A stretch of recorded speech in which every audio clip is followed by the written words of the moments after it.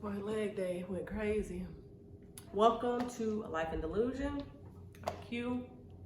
We're here doing lifestyle. I have like a different list every time I do this part, but lifestyle, self-improvement, self-growth, really creating. I think the theme of everything is really leaning into and creating a dream life, whatever that looks like for you, what that looks like for me. We're just going to figure out how to get there as smoothly as possible. So today, in following in that theme, today we're going to talk about, or rather, I'm going to give you a list of things that have improved my life, free things that improve my life. That you can, pick and choose what you would like to try out and test out. Again, it's free, so it's not going to cost you anything to try it. But I do recommend you give them a try. At least, I would say minimum a week, just to see if it's something you're into or something that improves your life. So let's get right into it. The first one is parks. Now, I'm not a scientist. I did go to school for psychology, so I remember a little bit of these things from just learning that years ago. But parks and just generally greenery, plants, trees, things like that, just improve your mood, boost your, not intelligence, maybe they do, but just boost your mood, lower your blood pressure, things like that. Again, I'm not a scientist, so look this up. I could be wrong. But for me, these are my personal opinions and my personal experiences. Just having some greenery. You see, I have a plethora of plants. I'm regrowing some green onions here, so just don't mind those. But yeah, just having plants in your home. Going out to parks. They're usually free wherever you live. There are, state parks and stuff like that. Sometimes I charge like a little fee, but your city parks, county parks, things like that, totally free. You're paying for it through your tax dollars, but per use. They're free. So get out in the morning and the evening, whenever you can. Just take a walk. Doesn't have to be anything crazy or anything strenuous per se. If you want to, then all the better for you. But yeah, just getting out to a park as often as you can. Breathing some fresh air, just taking in the environment is really helpful. It's something that definitely improved my life getting out. I don't have the best access to parks and greenery living, in a city. There are a few little spaces, but not like a big, suburban, trails, and I like that kind of thing. That's what I really enjoy. But I make the best of what I can right here. So you do the same wherever you live. There's some kind of park, some kind of green space nearby. So get out there and enjoy it. Next are books, and I wrote in parentheses a book club. I really would like to get a book club going on this channel and in this community soon, but we'll see. We'll cross that bridge when it comes. But books, just reading books is just something that I don't think is, given the advent of so much technology that we have access to and are pushed to prefer over analog activities like books and puzzles and playing checkers and just things that are away from screens all the time. I think reading books is so beneficial to your mind and just peace, and it just does so many things. And there's not even a particular type of book I can recommend. Just any kind of book, whatever you like. It can be novels, it can be nonfiction, it can be educational, whatever you whatever you really enjoy. Pick up a book, read it. I have a stack of books right here. I can maybe I'll do a little book review of the stuff I've read so far. Not so far, but just stuff I have on hand. I generally read or listen to a novel or two at a time, and then a couple of, right now I have 2 self-help books on audiobook going right now.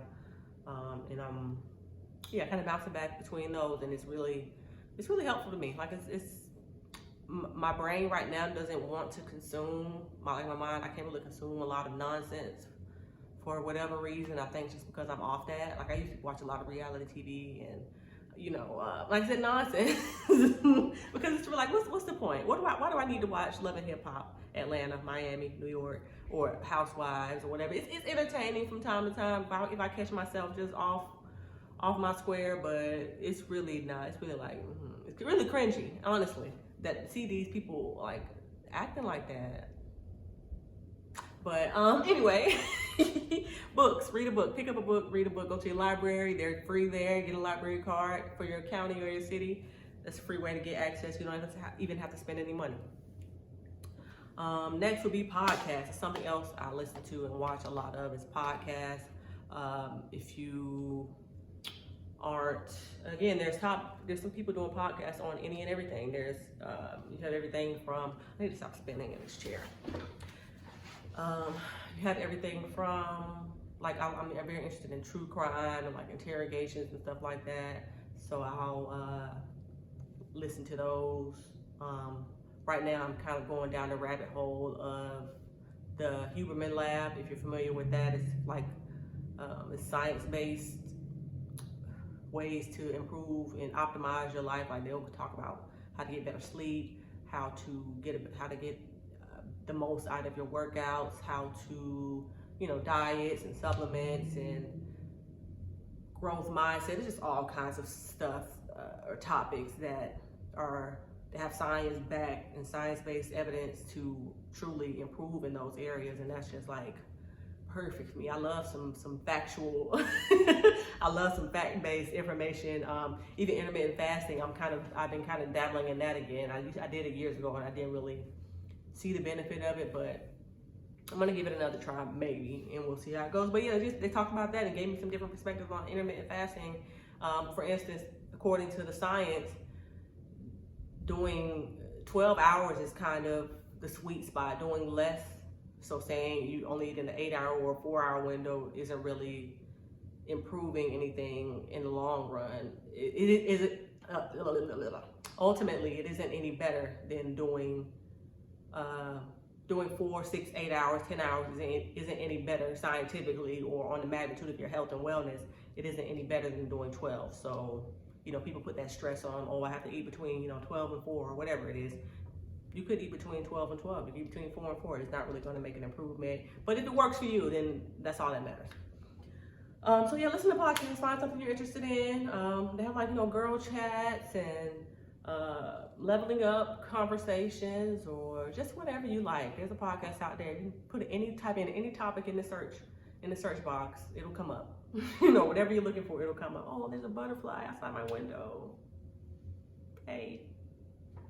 Next up is something that I found improved my life, but something I'm also not currently practicing as much as I would like to and need, as much as I would like to and I need to, but I'm leaning back into it.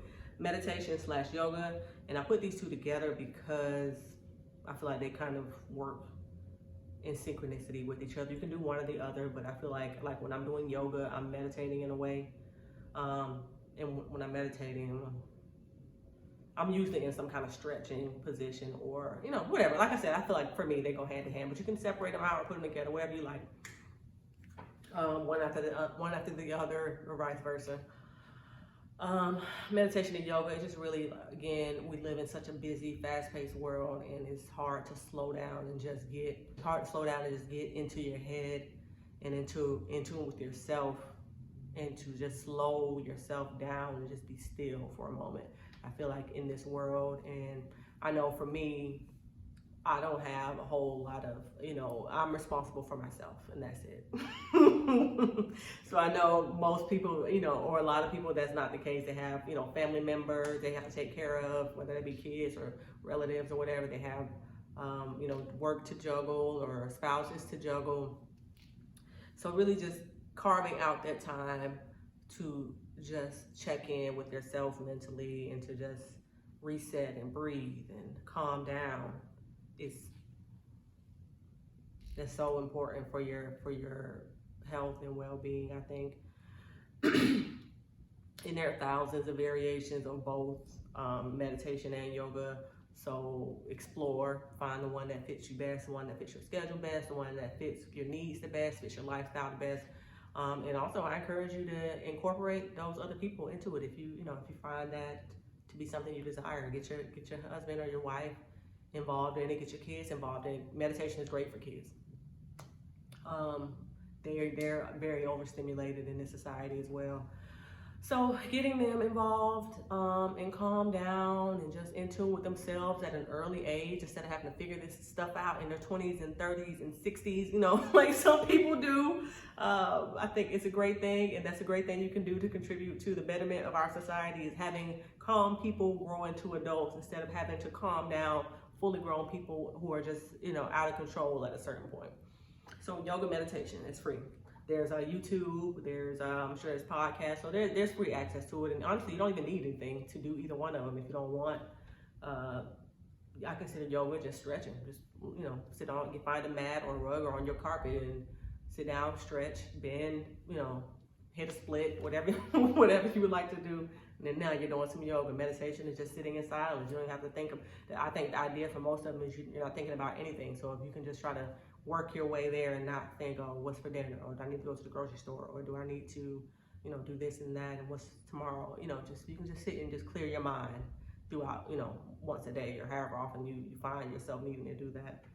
Boom, you're meditating. Okay, next is creating a schedule. I think I mentioned in the last video how important for me to have like a consistent day, especially Monday through Friday. My weekends, my Saturday and Sunday is, it's whatever it's kind of dealer's choice for me that day. I'm typically gonna do some of the same things I do Monday through Friday, but I have more free time, obviously. So creating a schedule. Throughout the week, I get up at the same time every day. I get up at 5:15. I just changed my alarm tone to something a little softer because it wasn't anything harsh, super harsh, like, that like siren. It was just kind of like a ding, ding, ding, ding, something like that. But I've changed it to something a little lighter, and we're gonna see how that goes. Hopefully I still wake up. But yeah, I get up at 5:15 Monday through Friday. That gives me about 15 to 20 minutes, and I've been, like this week has been kind of messed up because I have a mental note not to get on social media before I finish at the gym. But sometimes, for whatever reason, I'll get lost in the sauce. But you give me like 15 to 20 minutes to get up, get dressed, get my latte, and get my water ready for me to head to the gym. And then I do that, and I come back, I do the sauna, I do the sauna and go and read for 20, 30 minutes, take a shower, and then I'll get started at work, and I'll have breakfast at some point, whenever I get hungry. And I do that every day, and I know I don't have to think about, what I'm doing. I lay my gym outfit out the night before. I just prep, getting everything prepared. I think I'm gonna talk about that, just like being prepared video on it separately, but just really having a schedule, just knowing what your day is gonna look like so you're not making those decisions from moment to moment. That's decision fatigue is what can set in, and you start making more poor choices. And I know that's a fact for me, especially like for my food choices. I like early in the day, I'm top notch. I'm having like a nice healthy breakfast and salad for lunch, and then by the time dinner, if I haven't already decided what I'm having for dinner, child, it's whatever, and I'm okay with that, and I acknowledge that, and I notice that. So I have to work. It's something I have to work on myself. It could be anything. It could really be anything, and just so just creating a schedule and creating a plan, and having some of those things that are not. I know some people. There's a lot of. I just actually listened to a podcast about shift work and how large a percentage of the population are shift workers or have like a atypical, inconsistent schedule. In having a schedule in that case, like time constrained schedule, might be a little difficult. So for those types of people, if you're one of those people who don't have a consistent day-to-day schedule, you start work at 9 one day, you start work at 3 one day, you start work at 2 the next day. For something like that, I would say have your maybe 2 to 3 non-negotiables for your self-care type things every day. So no matter what time I'm working, I'm going to the gym. No matter what time I'm working, I'm meal prepping. No matter what time I'm working, I'm going to meditate, or I'm going to read my book, or I'm going to whatever you need and you feel like you can stick to and you can make consistent. Pick those 2 or 3 things to implement in your 24-hour period, so you can maintain some type of consistency and kind of check off those things every day to not prove you had a successful day, but just to prove or to fill your own cup and to make sure that, you know, while you're giving out everything to everybody else, you're still giving to yourself as well. So yeah, creating a schedule and creating your non-negotiables. I think that's something that's obviously free and can greatly, something that's free and can greatly improve your life. And the last thing is timers.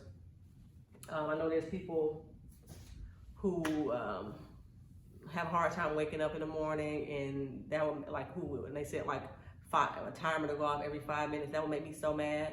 That would make me so mad. So I go ahead and get up when my first alarm goes off. I wake up. I'm not gonna hop right out of bed. Typically I do. I'm gonna wake up. I'm not gonna fall asleep in 5 minutes. And if I'm that tired, then I need to just keep sleeping, you know? But that's one thing I'm gonna get, if nothing else, I'm gonna get some sleep.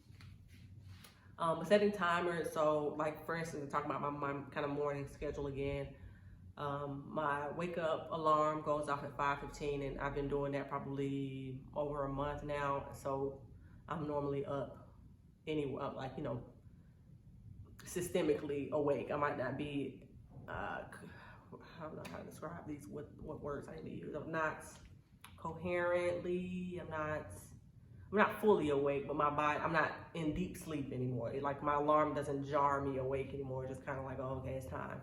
So I can open my eyes now and go ahead and get up. So I have an alarm to wake me up. I have an alarm 15 minutes later to let me know, okay, I need to be getting ready to leave out the door in like the next 5 minutes, 10 minutes max. I have an alarm to let me know 10 minutes before I need to be at, you know, in the gym, so I can, you know, move accordingly. I have an alarm to let me know 5 minutes before I need to be back downstairs to start work. So yeah, just those kind of timers. You can set like 20 minutes, 30 minutes. You can set them that way, but I just kind of set time based because my schedule is so consistent. So I can know at, you know, 7 o'clock or at 8 o'clock or at 9:15 where I need to be and what I need to be doing. So I set timers that way just to keep me on track of what's going on and where I need to be and what I need to be doing. And it's really helpful. Again, that's free. Everybody has a phone. Everybody has, you know, a clock app. So just use your timers accordingly to, you know, improve your life. So yeah, that's the last free thing. How many was that? 6? Yeah, I like 6 on this channel for some reason. I think my last tips video was 6 things. I think my last tip video was 6 things. So yeah, try to implement those, see how they work for you. Yeah, so that'll do it. Thank you for watching, and thank you for just participating in this, you know, in this exchange, this energy exchange. Leave a comment below that any particular improvement topics or just whatever's on your mind. Leave a comment below. Go ahead and subscribe. Go ahead and like this video, and I will see y'all next time.